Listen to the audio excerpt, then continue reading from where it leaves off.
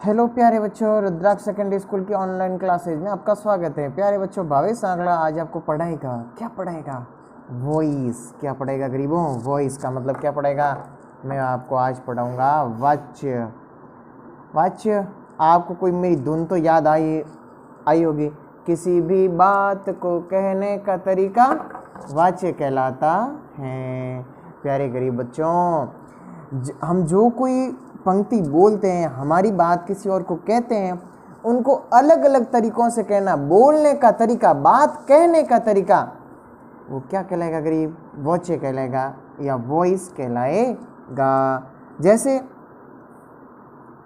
मैं एक सेंटेंस बोलूं, मैं होमवर्क कर रहा हूँ। होमवर्क करने वाला कौन हूँ? मैं करता हूँ, बिल्कुल हूँ, मैं करता।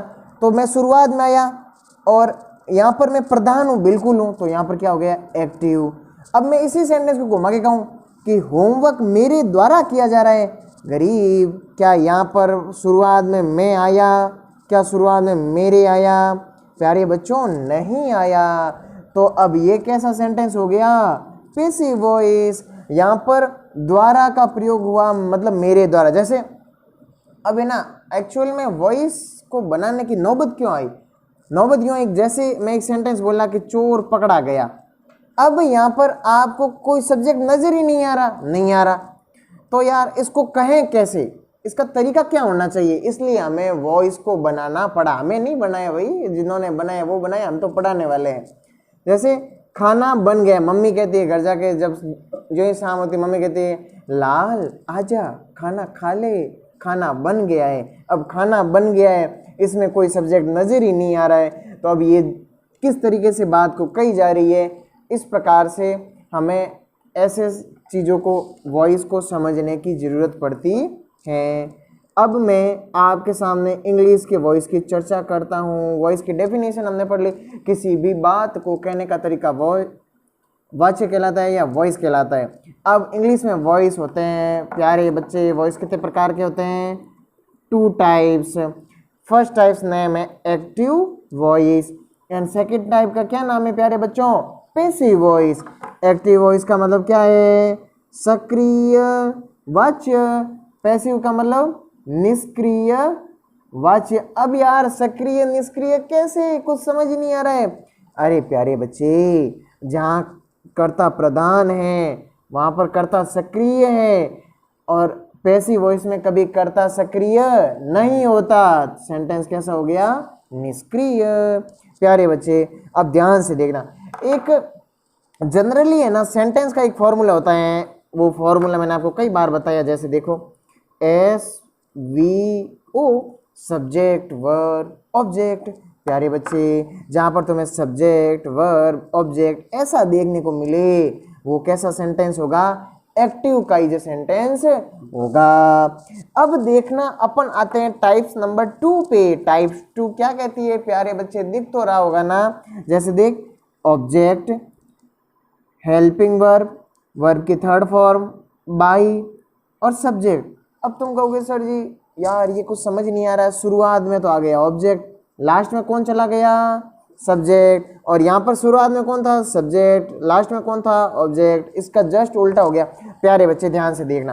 पहले तो मैं यूँ बताऊँ, हमेशा एक्टिव के सेंटेंस में हेल्पिंग वर्ब आ भी सकती है, नहीं भी आ सकती है। जैसे पहला टेंस, उसमें हमेशा मेन वर्ब के साथ SIS लगता है अफर्मेटिव सेंटेंस में। और पांचों टेंस का मतलब पास्ट सिंपल, उसमें भी हमेशा वर्ब की सेकंड फॉर्म लगती है, लेकिन हेल्पिंग वर्ब नहीं लगती। तो ये ध्यान रखना कि आज की बात, ये मेरी पहली बात नोटिस करो। पहली बात क्या करिए कि एक्टिव के सेंटेंस में हेल्पिंग वर्ब हो भी सकती है और नहीं भी हो सकती है, लेकिन लाला पैसिव के सेंटेंस में हमेशा हेल्पिंग वर्ब होगी। हेल्पिंग वर्ब के बिना पैसिव का सेंटेंस नहीं होगा। पहली पहचान तो ये समझ आ गई।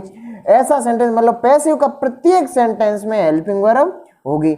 दूसरी बात, लाला कभी यहाँ पर तो पैसिव में क्या ना, एक्टिव में कभी वर्ब की फर्स्ट फॉर्म होती है, कभी सेकंड फॉर्म होती है, कभी थर्ड फॉर्म, कभी फोर्थ फॉर्म, कभी फिफ्थ फॉर्म होती है।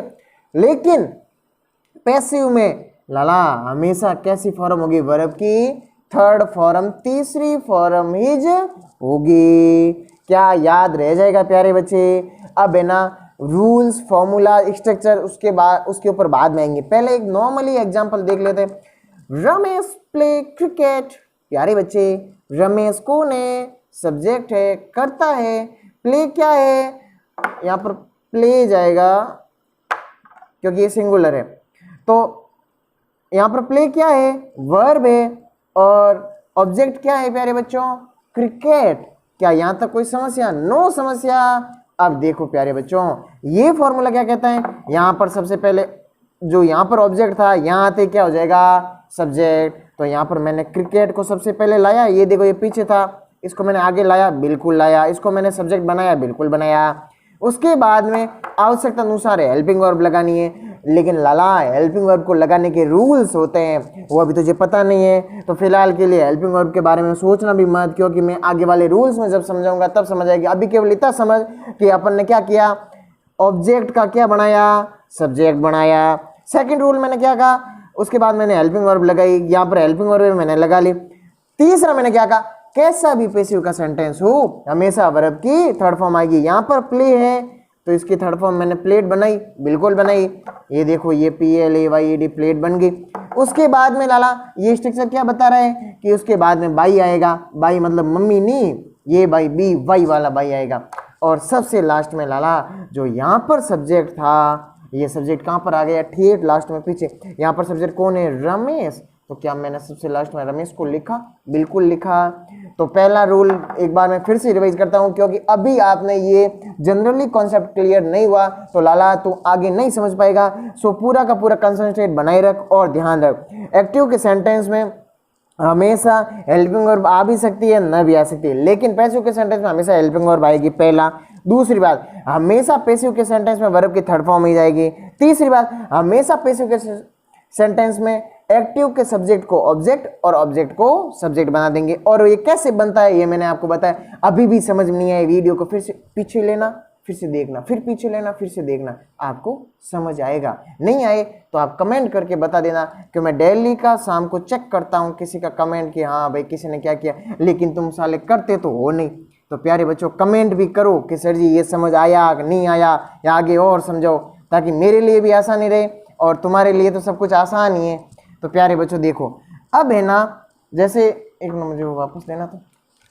जैसे मैं आपको ये कहूँ कि ये क्या है, आई क्या है गरीब?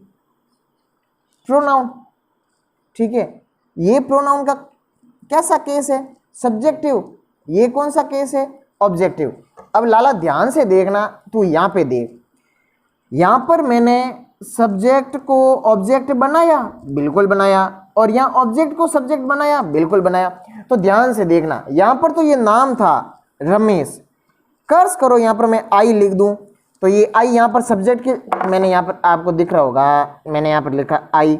आई यहाँ पर सब्जेक्ट की जगह है, बिल्कुल है। तो जो ही ये आई ऑब्जेक्ट की जगह जाएगा तो लाला यहाँ पर ऑब्जेक्ट की जगह पे आई क्या बन जाएगा? मी। तो यहाँ पर देखो ये रमेश ऑब्जेक्ट की जगह आया, ठेठ लास्ट में आया, बिल्कुल आया। तो यहाँ पर ये इस आई को यहाँ ये मैंने बना दिया मी। ओके, ऐसे कैसे अब आपको चेंज करने हैं उसको मैं आपको बता रहा हूँ।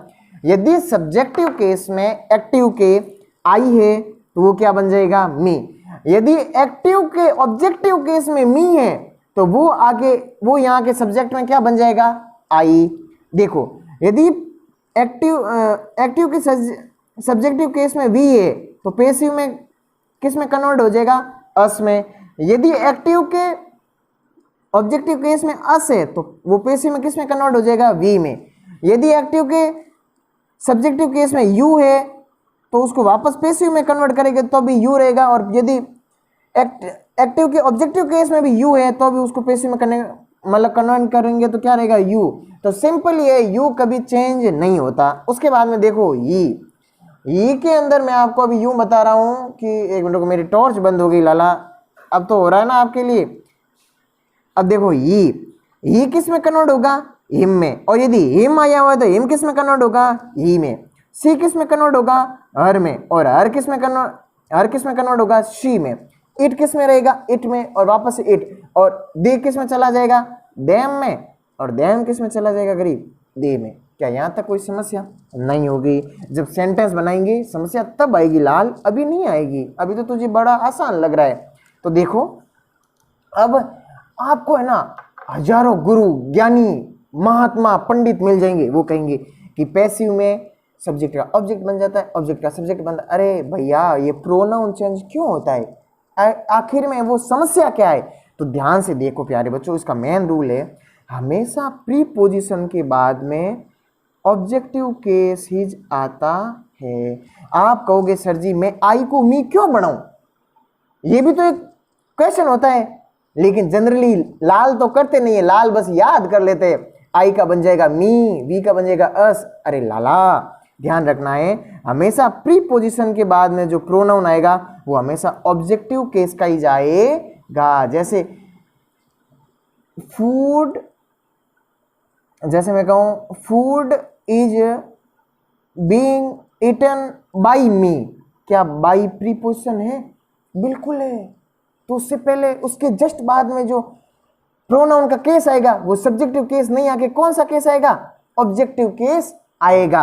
अब आज के बाद में कोई लाल तुझे पूछ ले, जैसे देखो ये कोई पैसिव का सेंटेंस नहीं है, लेकिन फिर भी मैं आपको समझा रहा हूं, ही इज वेटिंग, वो इंतजार कर रहा है। उसके बाद में फॉर प्रीपोजिशन आया लाला।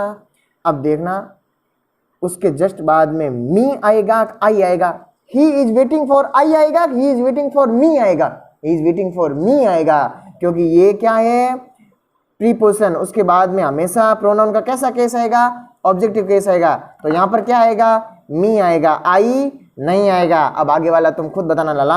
I look at, at preposition है, एट के बाद में आप देम लगाओगे, देम लगाओगे, आप एट के बाद में देम लगाओगे, क्योंकि प्रोनाउन के बाद में हमेशा प्रीपोजिशन के बाद में हमेशा प्रोनाउन का ऑब्जेक्टिव केस आता है, और ऑब्जेक्टिव केस देम है, दे नहीं है। तो कोई ये तुम्हें पूछे कि ये ऐसे चेंज क्यों हुआ, तो आपको ये आंसर देना है कि हमेशा प्रीपोजिशन के बाद में प्रोनाउन का ऑब्जेक्टिव केस ही जाता है। आज थोड़ा मेरा वीडियो भी बड़ा बनेगा लाला, तो आप आराम से देखते रहो, जहां समझ नहीं आए मुझे कमेंट करके बताना। आज कमेंट पक्का करियो, नहीं कोई कमेंट लाइक कुछ आता ही नहीं है, मेरे तो व्यूज ही नहीं बढ़ रहे। तो प्यारे बच्चों आपको देखना भी है, शेयर भी करना है।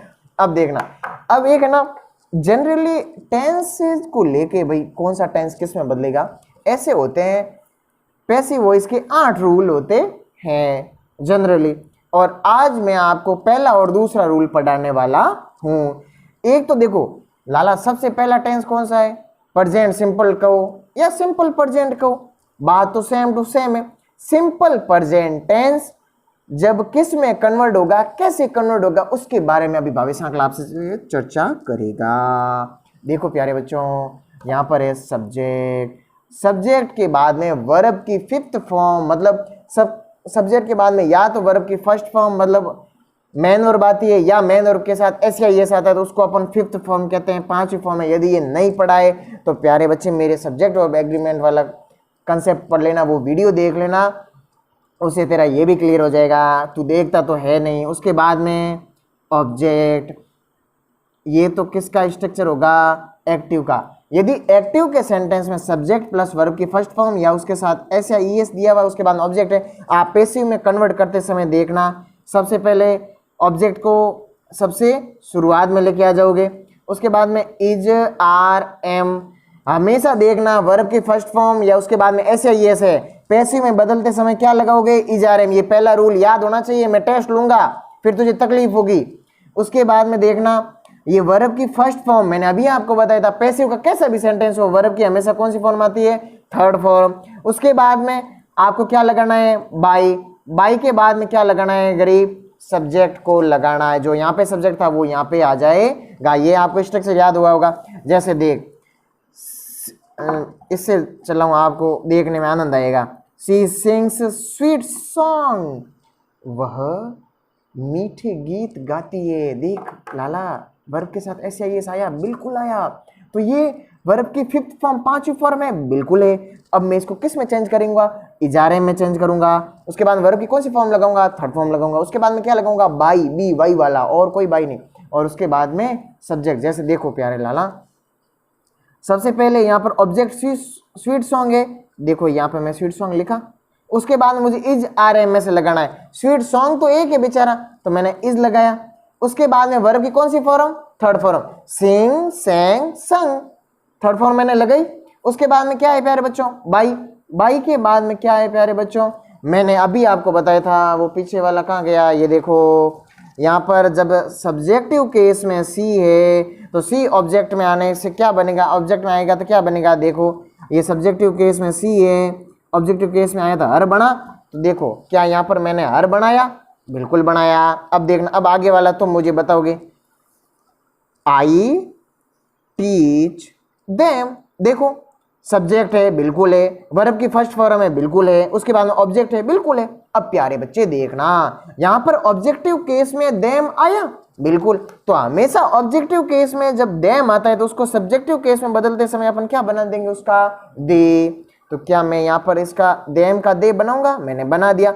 उसके बाद में इज आर एम में से यूज करना है, दे प्लूरल है तो दे के साथ क्या आएगा गरीब, आर आएगा, क्या आएगा, आर आएगा। उसके बाद में वर्ब की कौन सी फॉर्म आएगी लाला, थर्ड फॉर्म आएगी, तो मैंने यहाँ पर टॉट बना दी वर्ब की थर्ड फॉर्म। उसके बाद में बाई, और उसके बाद में जब सब्जेक्टिव केस में आई है तो वो ऑब्जेक्टिव, देखो अब तो दिख रहा होगा, ऑब्जेक्टिव केस में क्या बन जाएगा, मी। क्या मैंने यहाँ पर मी बनाया, बिल्कुल। अब देख, इस सारणी का स्क्रीनशॉट ले लेना, कॉपी में नोट कर देना, याद कर देना। जब तक तू ये सारणी नहीं याद करेगा तब तक तू प्रोनाउन को लेके कुछ भी नहीं बदल पाएगा। तू कहेगा गुरुजी समझ नहीं आ रहा है, फिर मैं कहूँगा लाला कहाँ से समझ में आएगा, पहले सारणी को याद कर, इसको समझ। ओके प्यारे बच्चे, आते हैं रूल नंबर 2 पे। रूल नंबर 2 पे अपना टेंस नंबर सेकंड आ गया, प्रेजेंट कंटिन्यूअस। लालो देख तो रहा है ना, आगे देखो रूल नंबर 2 कह रहा है सब्जेक्ट, सब्जेक्ट के बाद में प्रेजेंट कंटिन्यूअस में हेल्पिंग वर्ब आती है इच आर एम, उसके बाद में आईएनजी कहो या वर्ब की फोर्थ फॉर्म कहो, फोर्थ फॉर्म आई। उसके बाद में क्या आता है, ऑब्जेक्ट आता है। तो ऐसा किसके सेंटेंस में होता है, एक्टिव के सेंटेंस में। जो ही वो पैसिव में कन्वर्ट होगा सबसे पहले कौन आ जाएगा लाला, ऑब्जेक्ट। ऑब्जेक्ट के बाद में इज आर एम का हैजू गजू रहेगा, देखना इज आर एम हैजू गजू। उसके बाद में एक नया वर्ड जुड़ेगा लाला, ये पक्का याद रखना, बीइंग। क्या जुड़ेगा, बीइंग। उसके बाद में वर्ब की थर्ड फॉर्म, उसके बाद में बाई, उसके बाद में जो यहां पर सब्जेक्ट था वो सब्जेक्ट हेट आ गया पीछे, और ये क्या बन गया, पैसिव का सेंटेंस। प्यारे बच्चों इसके 2 एग्जांपल्स देख लेते हैं, फिर मैं आपकी छुट्टी कर लूंगा।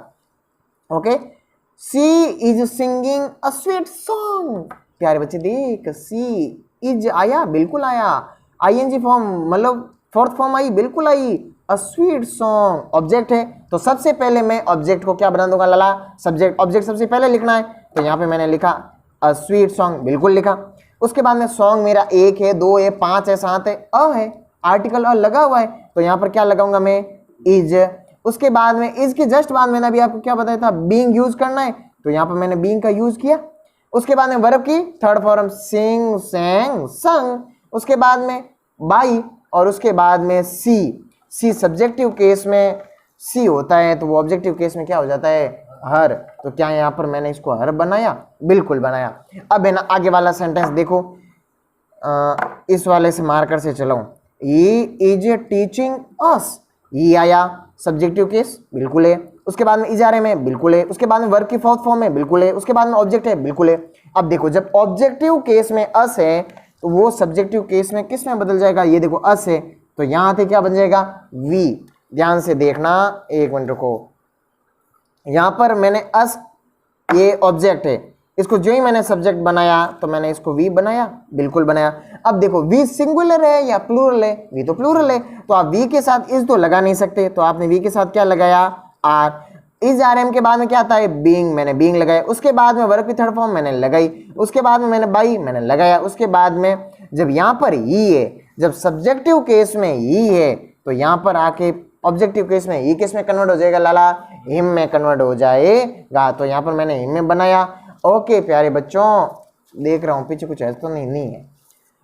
आज की वीडियो में इतना ही, मिलेंगे अगले वीडियो में, तब तक के लिए खुश रहो, मस्त रहो, व्यस्त रहो। तीसरी बात, हेलो दूसरी बात है ना, दूसरी बात ये है घर से बाहर नहीं निकलना है। तीसरी बात खुश रहना है।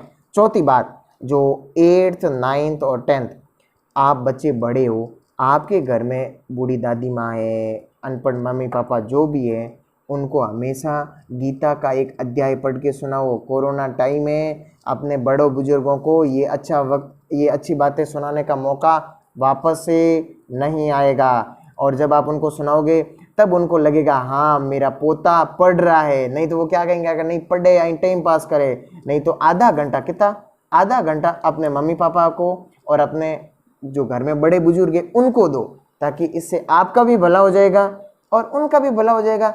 ये नेक काम करने के लिए मेरी मम्मी ने मुझसे कहा कि आज लालो को ऐसा कहना, फिर मैंने कहा मैं तो कह दूंगा, लाल नहीं करेंगे वो उनकी मर्जी। तो प्यारे बच्चों, आप मेरा कहना मानना और अपने जो बड़े बुजुर्ग हैं उनको ये श्लोक पढ़ के, नहीं अध्याय पढ़ के सुनाना। मिलेंगे अगले वीडियो में, तब तक के लिए खुश रहो, मस्त रहो, व्यस्त रहो। बाय बच्चों, मिलेंगे अगले वीडियो में भावेश सांकला के साथ।